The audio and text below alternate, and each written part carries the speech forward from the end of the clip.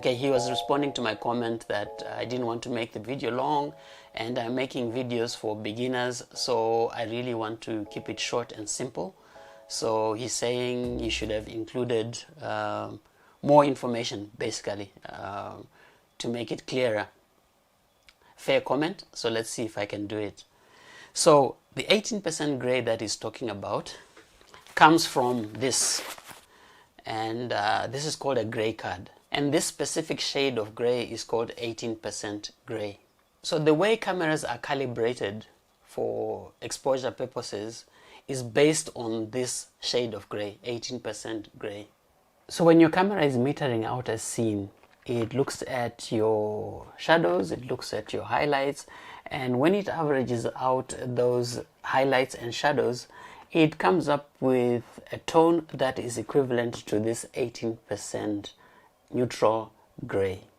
And then what it does is it exposes for that neutral gray, and by doing that, everything else is well exposed. So one thing about this kind of metering is if there is no big difference between the light areas and the dark areas, or your highlights and your shadows, you get a very good exposure when you take your picture.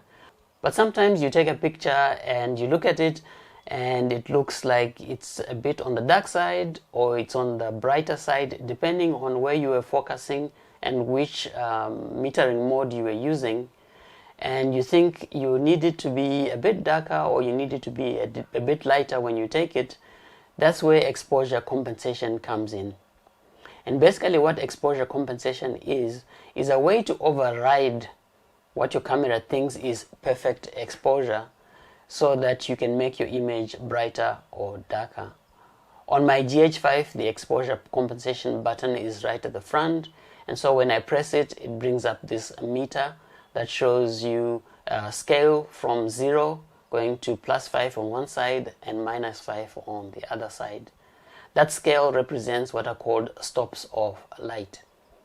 And so when you go on the positive direction, you are adding light to your sensor and making the image brighter. And when you're going the other direction, you are reducing light and making the image darker.